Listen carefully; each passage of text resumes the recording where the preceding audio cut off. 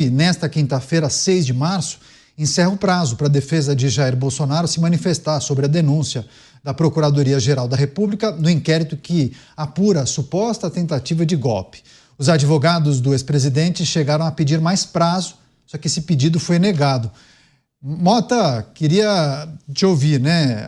Inclusive, os advogados do ex-presidente Jair Bolsonaro pediram a ampliação de prazo, só que todos esses pedidos foram negados, então a defesa vai ter que respeitar os 15 dias que foram estipulados pela Suprema Corte Brasileira. Bom, muito trabalho, né? Já que a denúncia tinha mais de 270 páginas, né? Inclusive, vai na contramão de denúncias que pudemos acompanhar ao longo dos últimos anos, denúncias mais enxutas, né? Olhando para o documento propriamente. Você acha que você tem a impressão que a defesa de Bolsonaro possui elementos para desconstruir a denúncia que foi feita pela PGR, Mota? Se você está se referindo à denúncia do golpe de Estado, é isso porque é tanta denúncia, Caniato, que eu nem consigo acompanhar, né? Eu acho que a melhor defesa contra essa denúncia é um exemplar de um bom livro de história brasileira. Porque não faltam, na história brasileira, desde o seu início, exemplos claros do que é um golpe de Estado, né? Começa, a gente poderia dizer, pela proclamação da República, né? Proclamação é uma coisa bonita, uma palavra que a gente não usa no dia a dia. Mas aquilo ali foi um golpe militar clássico, dado por um grupo de militares insatisfeitos com a situação política e desejosos de mais protagonismo. Não faltam outros exemplos na história do Brasil. A gente teve duas revoltas da Armada. O Dávila, que é um grande conhecedor da política brasileira, me corrija se eu estiver falando alguma besteira. A gente teve os movimentos tenentistas, o 18 do Forte, em Copacabana, depois de 2 anos depois, várias outras revoltas que culminaram na Coluna Prestes. Imagina isso hoje, um bando de militares liderados por um tenente andando pelo país, enfrentando tropas do governo. Depois, em 1930, teve o golpe de Getúlio Vargas, descontente com a eleição presidencial que ele achava que tinha sido fraudada. Prestem atenção, crianças. E aí, Getúlio Vargas assume o poder. Depois, em 1932, outro movimento armado, conhecido hoje como Revolução Constitucionalista de São Paulo. Depois, em 1937, outro golpe. Getúlio implanta o Estado Novo. E assim vai. Eu poderia falar aqui também sobre a intentona comunista. Em 1935, um levante armado em que comunistas tentaram tomar o poder atacando bases militares em Natal, Recife e no Rio de Janeiro. Natal, prestem atenção nisso, Natal, durante alguns dias, teve o primeiro e único, até hoje, governo comunista da história do Brasil. Eles chegaram a tomar o poder em Natal.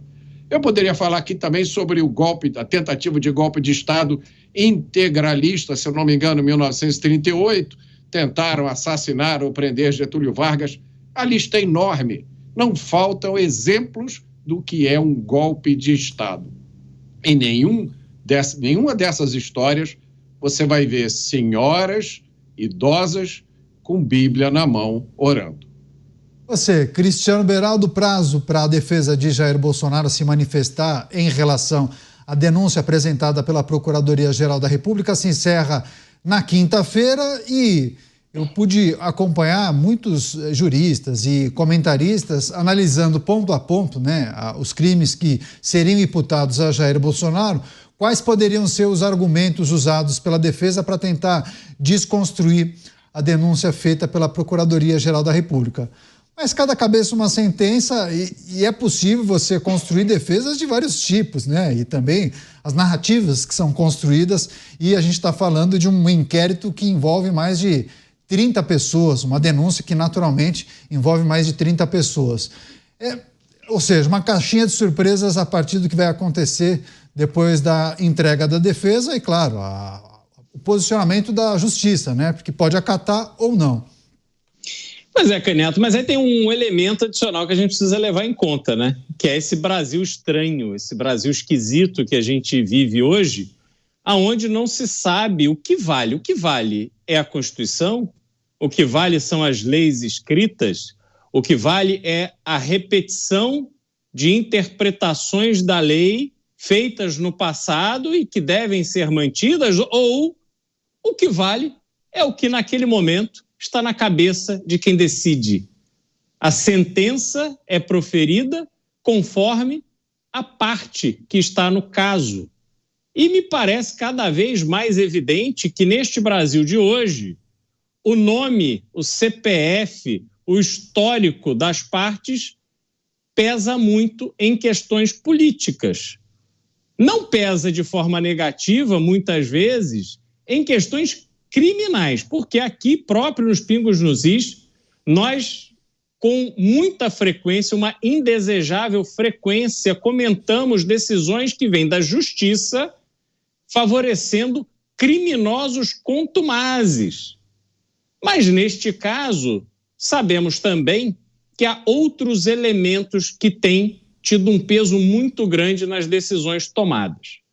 Então, Canhoto, me parece que algumas coisas estão demonstradas.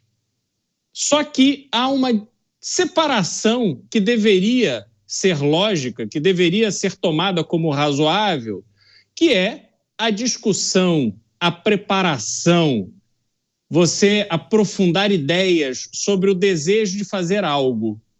O que não se confunde com o ato de fazer algo. São crimes distintos, merecem tratamentos distintos. Mas no Brasil de hoje, tudo leva a crer que mesmo os atos de discutir, de pensar, de tentar elaborar ali um plano e tal, que isso será tratado como se o plano efetivamente tivesse sido executado. Até que, Canhoto, mesmo que houvesse o plano, mesmo que houvesse essa intenção de fazer, quando você executa um plano em que a sua tacada de mestre é roubar uma cópia da Constituição no Senado, pichar com batom uma estátua, realmente me parece que seu plano não tinha absolutamente nenhuma chance de êxito. Então você não pode tratar isso da mesma forma que você trataria uma tentativa efetiva de interrupção do processo democrático a partir do uso de armas, a partir de uma liderança efetiva, que estivesse ali liderando algum tipo de movimento com uma consequência possível.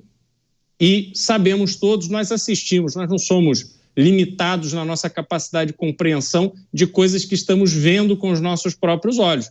A gente sabe o que houve no 8 de janeiro e sabe que aquelas pessoas precisam ser punidas pelo que elas fizeram, e não simplesmente com base numa grande imaginação de algo que realmente teria colocado em risco a democracia brasileira, a menos que a democracia brasileira seja de faz de conta. Então, uma coisa não pode conviver com a outra. Vamos ver o que nos aguarda nesse caso. Pois é, serão muitos desdobramentos e esse é o cerne da questão, né? Me parece que é o X da questão, esse ponto trazido pelo Beraldo, né? Se vão conectar aquele movimento que possivelmente estava acontecendo com os atos do dia 8, né? Então, tudo aquilo que possivelmente alguns integrantes do então governo debateram, discutiram, aventaram de possibilidade, o plano era o que aconteceu em 8 de janeiro? Muitos falam, não, impossível, né? Mas você, Dávila, o que a gente precisa trazer, considerar, principalmente olhando para a linha de defesa que os advogados de Jair Bolsonaro devem adotar, a estratégia, naturalmente, que eles devem adotar nesse documento, nessa manifestação que vai ser entregue à Justiça na próxima quinta-feira? Nota de um bom caminho. Se pegar toda a história do Brasil, golpe de Estado envolve mobilização das Forças Armadas num levante para depor o governo existente. Houve isso? Esse é um fato? Não houve. Então, se a acusação é em cima de um fato que não houve, ela logo é nula. Agora, qual é a acusação da Procuradoria-Geral da República que ela está se apegando? É numa narrativa, numa concatenação de fatos que, na verdade, é aquilo que os italianos falam. Se a história não é verdadeira, pelo menos é bem contada, né? É o Ben Trovato. Então, o Ben Trovato é que essa história faz sentido. Olha, isso começou com o presidente lá atrás, criticando o sistema eleitoral para insuflar as pessoas, para questionar a legitimidade. Esse movimento vai num crescendo como se fosse o roteiro de um filme que desemboca no 8 de janeiro e numa tentativa a ele mobilizar os quartéis para finalmente dar o golpe e impedir a posse, então, do presidente eleito em outubro. Mas o fato é que isto trata-se de uma narrativa e não se pode punir alguém por causa de uma narrativa. O que se tem que punir é em termos de fato. O fato é, houve mobilização armada? Houve tanques na rua para depor o governo? Não houve. Então, assim, o que eu acho que a defesa deveria fazer é concentrar na ausência de fatos e na preponderância de uma narrativa para tentar fazer sentido onde não existe fatos. E aí me parece que é uma decisão que torna-se muito frágil da Procuradoria-Geral da República. Agora, como bem lembrou o Beraldo, nós vivemos tempos esquisitos que parece que a Constituição é um pano de fundo no cenário e não a peça central a ser seguida. Isso significa que, se tivermos um julgamento político, Jair Bolsonaro já está condenado. Se tivermos um julgamento baseado na lei, na Constituição e nos fatos, provavelmente Jair Bolsonaro será absolvido. O fato é, não sabemos nesse Brasil de hoje o que vai perdurar, o julgamento político ou o julgamento de acordo com a lei e a Constituição. Pois é, várias pessoas enviando mensagens nos nossos 2 canais no YouTube, Jovem Pan News e também os Pingos nos Is. Daqui a pouco eu leio as primeiras mensagens. Agora, quero só relembrar, inclusive, para a nossa audiência, antes de passar a palavra para o Mota, a gente vai receber também as pessoas que nos acompanham pelas emissoras de rádio em todo o Brasil, só destacando inclusive o prazo para Bolsonaro se manifestar. Seja bem-vindo, viu? Você que acompanha os Pingos nos Is também pelas emissoras de rádio espalhadas por todo o Brasil. Vou passar a palavra para o Roberto Mota. A gente está repercutindo e analisando, até projetando qual deve ser a estratégia da defesa de Jair Bolsonaro nessa manifestação que irá fazer na próxima quinta-feira, prazo máximo para os advogados de Jair Bolsonaro apresentarem a defesa após a apresentação da denúncia pela Procuradoria-Geral da República. Mota, nessa denúncia, Bolsonaro é acusado de 5 crimes: organização criminosa armada, tentativa de abolição violenta do Estado Democrático e de Direito, golpe de Estado, dano qualificado pela violência e grave ameaça contra o patrimônio da União e com considerável prejuízo para a vítima. E, por fim, deterioração de patrimônio tombado. Enfim, só listando aqui os crimes imputados a ele no documento da PGR, a gente já consegue fazer uma conexão direta com os atos do dia 8 de janeiro. E muitos juristas se manifestam justamente em relação a esse ponto, né? Que a linha de defesa, a estratégia dos advogados deveria focar no dia 8 de janeiro e também na ausência de Jair Bolsonaro, inclusive do território nacional nessa época, né? Caniato, eu não acompanho esses processos em detalhe, também não sou jurista. Mas quando você leu essa lista de acusações, me parece que são, se não exatamente as mesmas, mas quase que exatamente as mesmas dos processos de 8 de janeiro, não? Isso me parece muito com copia e cola do 8 de janeiro. Eu não sei dar nenhuma opinião em termos de estratégia jurídica. Isso está muito além da minha capacidade. Do ponto de vista lógico, para mim a defesa é clara. Não houve golpe de Estado, não houve tanque na rua, não houve nenhum soldado armado prendendo ninguém. Podem ter pensado, discutido, sonhado isso? Podem. Não é crime. Isso, para mim, são coisas óbvias. Mas eu gostaria de ter esse otimismo do Dávila. Né? Mais uma vez, eu vou me socorrer do otimismo do Dávila. O Dávila considera 2 hipóteses. A hipótese de um julgamento de acordo com a Constituição, e a hipótese do julgamento político. Eu não consigo considerar essas duas hipóteses, porque eu tenho aqui diante de mim uma notícia que diz o seguinte, essa notícia é de 2 dias atrás, ela diz, Comando Vermelho cria provedor de internet e obriga moradores a pagar pelo serviço. A facção controla o mercado de fibra ótica, restringindo a entrada de empresas legais sob ameaça de fuzilamento. Uns 2 meses atrás, eu recebi uma mensagem de um amigo.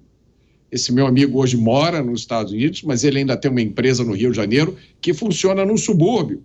Ele me ligou me pedindo ajuda, na ilusão de que tivesse alguma coisa que eu pudesse fazer por ele. Ele me disse exatamente isso. Ele me disse, Roberto, lá na minha fábrica, eu tenho 2 serviços de internet. As 2 provedoras, os 2 provedores me disseram que não conseguem mais entrar no bairro. Eles foram ameaçados por uma facção do narcotráfico. Então, eu tenho 2 opções. Ou eu contrato agora um serviço do narcotráfico, ou eu tiro a minha fábrica do Rio de Janeiro. Aí eu pergunto a vocês, uma notícia como essa, um fato como esse, não é ameaça ao Estado democrático de direito? Não é uma tentativa de ocupar o espaço do Estado? E aí tem um comentário de um leitor sobre essa notícia, que está uma postagem na internet, e a pessoa que comentou diz o seguinte, o narcotráfico controla tudo na favela. Os moradores são obrigados a comprar os produtos roubados, são obrigados a comprar gás de cozinha, televisão, eletrodomésticos, remédios, tudo na boca de fumo. Se comprar fora dali, de noite, aparece na sua casa um soldado do tráfico para saber o que houve. Então fica aqui, Caniato, uma sugestão. Eu não sou jurista, eu sei que isso não tem valor nenhum, mas talvez essa notícia e o comentário pudessem constar de um anexo da defesa do presidente Jair Bolsonaro. Não, é fundamental, inclusive, a sua observação, o seu apontamento e as nossas discussões aqui. E aí, içando justamente esse aspecto do comentário do Mota, né, Beraldo? Eu pude acompanhar muitas pessoas que assistem diariamente o programa falarem isso, né? Muito rigor de um lado, quando a gente olha para o judiciário brasileiro, né? Muito rigor de um lado para algumas coisas e uma certa relativização, né? Eles acabariam suavizando, né? Coisas que a população julga como importantes e fundamentais, há uma relativização, inclusive falta de rigor quando as pessoas olham para o problema da criminalidade. Então é preciso a gente também trazer essa questão, né? As 2 facetas do Brasil. Pois é, Caniato, se me permitem uma posição polêmica, eu queria usar o exemplo do filme Ainda Estou Aqui, que ontem recebeu o Oscar de melhor filme estrangeiro em 2024, que foi usado por muitas pessoas, militantes de esquerda, para denunciar, mais uma vez, as barbaridades da ditadura militar, o governo militar que matou inocentes e tal, e sem tirar o mérito, sem tirar a justiça necessária àquelas pessoas que eventualmente perderam a sua vida de forma injusta quando sob custódia do governo, mas também lembrando a perda de muitos brasileiros e militares e membros do governo que foram também mortos por militantes opositores ao governo brasileiro naquela época.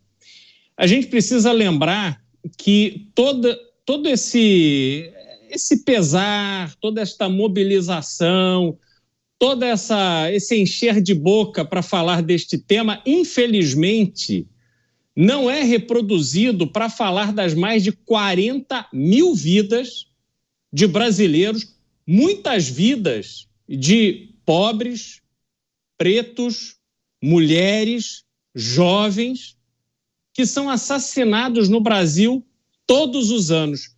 Essas vidas, elas não são populares no Leblon. Essas vidas elas não são discutidas ao whisky, ao champanhe, ao aperol, nas reuniões dos Jardins de Pinheiros, da Vila Madalena. Essas vidas não importam para eles, porque a perda dessas vidas já está incorporada no cotidiano do Brasil. Então, Caniato, esta relativização é um padrão.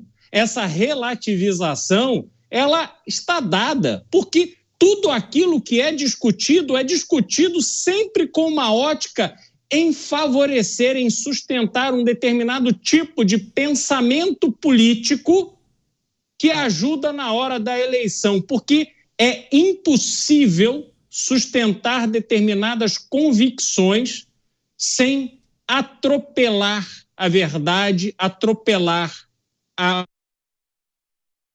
Olha, travou bem no momento crucial do comentário do Cristiano Beraldo, mas a gente compreendeu exatamente a mensagem que ele transmitiu aqui. A gente vai reconectar, daqui a pouco o Beraldo traz também a conclusão do seu raciocínio.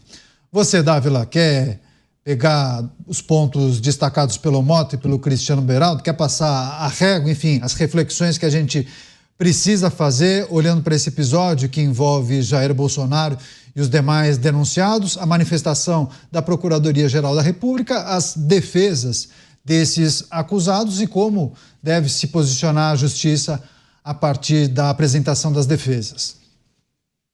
É só um parênteses, eu não estou otimista não, o Mota falou que eu estava otimista, eu estava dizendo quais são os dois caminhos possíveis, mas infelizmente eu acho que o caminho que prevalecerá é o caminho do julgamento político e, como eu disse, isso significa a condenação de Jair Bolsonaro.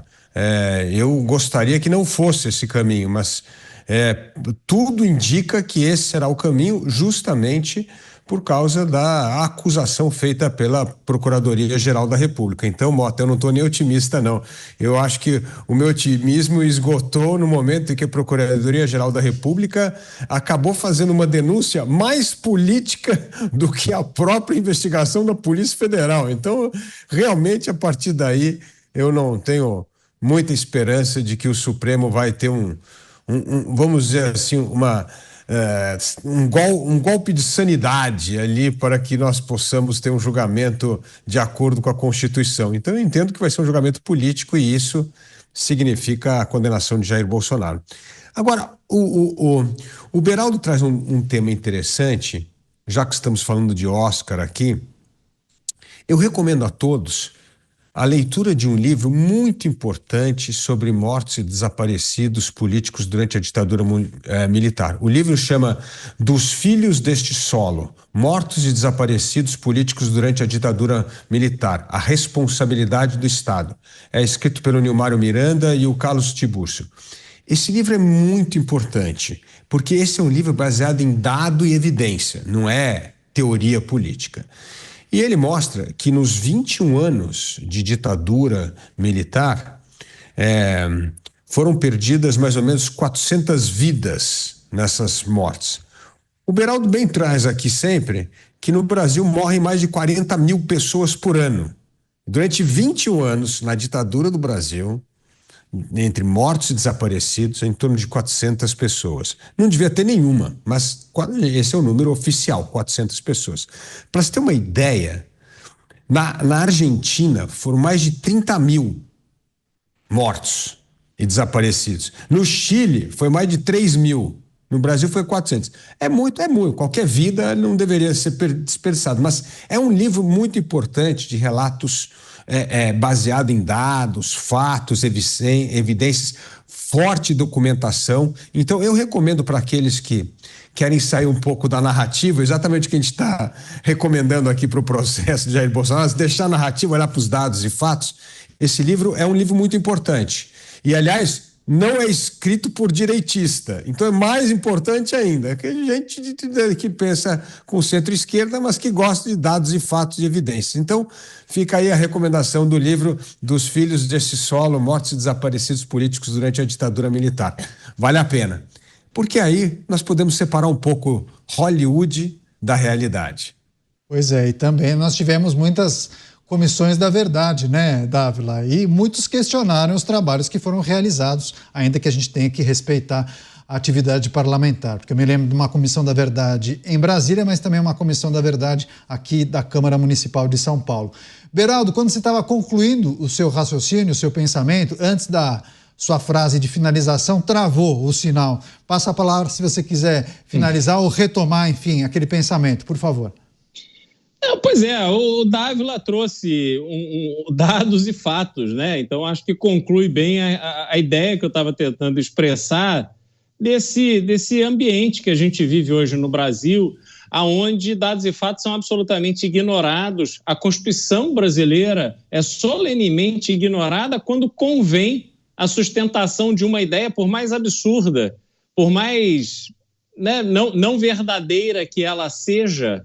A gente vê que há uma disposição enorme para usar argumentos quais forem para demonstrar uma vitimização de um lado e uma opressão vinda de outro. E aí, só para aproveitar, já que você me passou a palavra, Caneta, eu queria lembrar ainda sobre a questão do governo militar no Brasil. O primeiro governo militar foi do Marechal Castelo Branco, eleito como presidente. Na saída, quando João Goulart abandona a presidência da República, ele é eleito presidente da República. E o Marechal Castelo Branco tinha um projeto de redemocratização. A ideia dele não era que os militares ficassem no governo.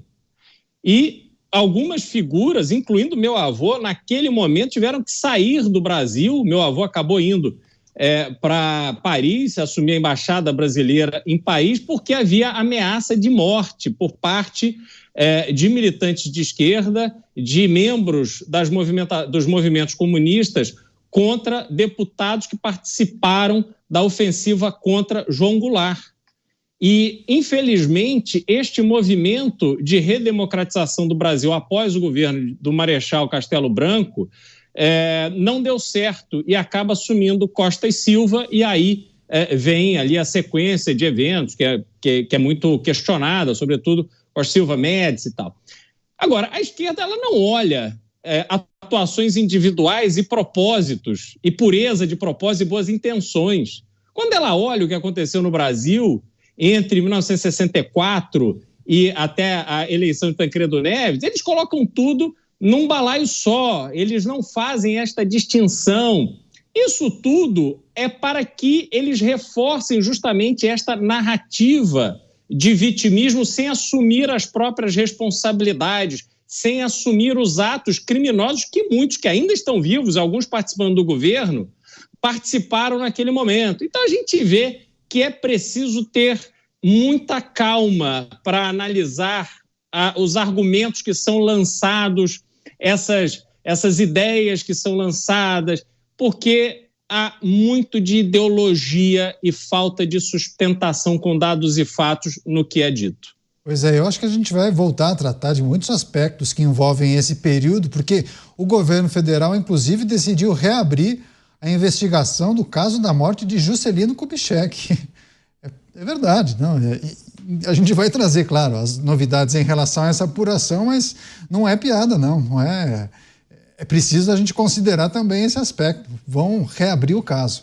Agora, você, Mota, quer fechar? O Dávila trouxe um contraponto àquele seu último comentário, ser otimista ou não em relação à manifestação da Justiça e também Procuradoria-Geral da República. O Dávila fala em julgamento político, né?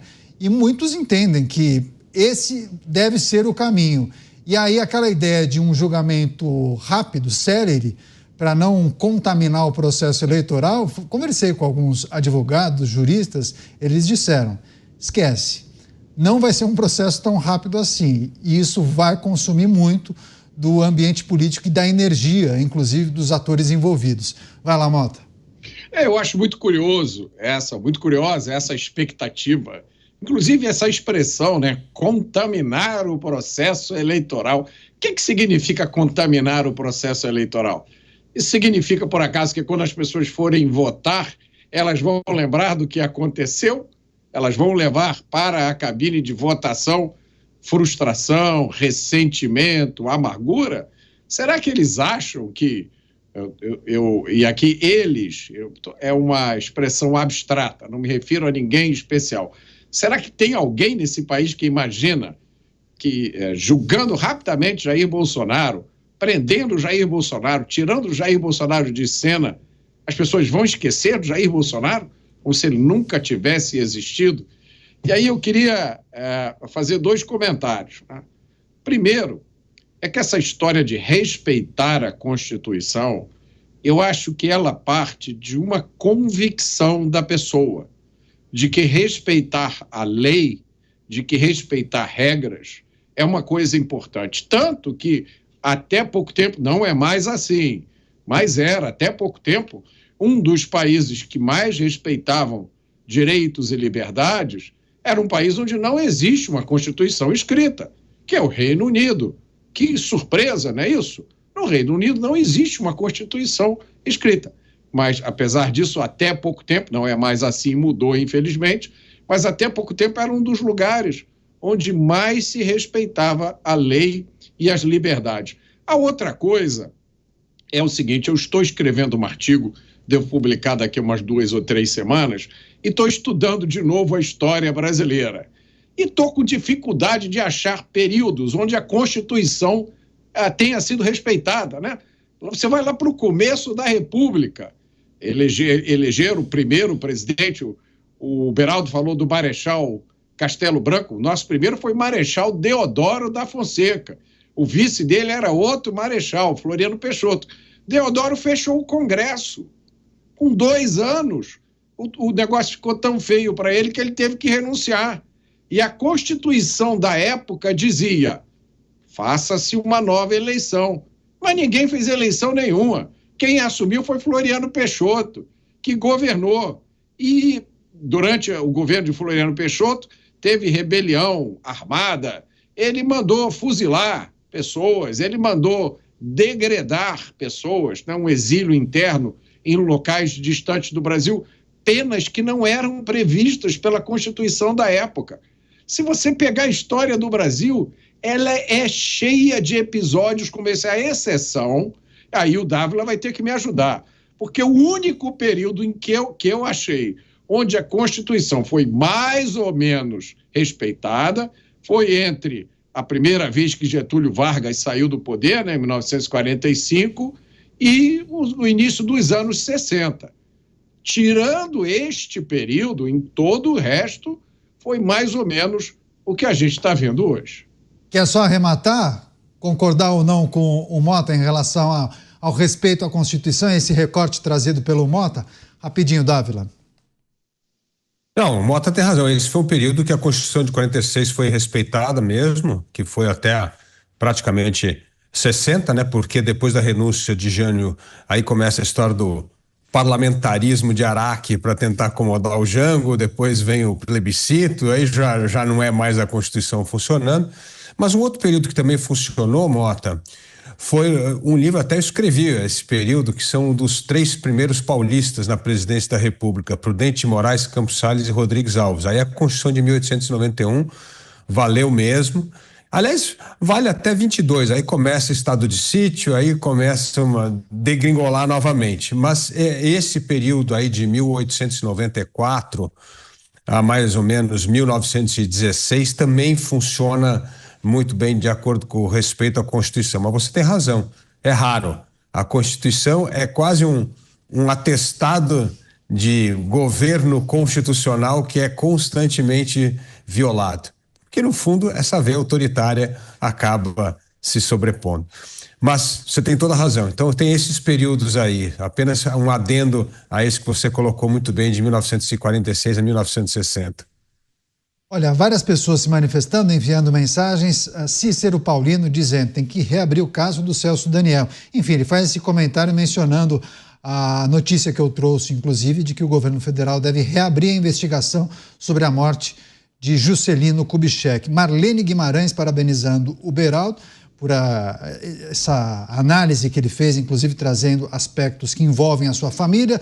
Paulo C., Marcelo Bastos, Pedro Clemente, obrigado pela audiência de todos, viu?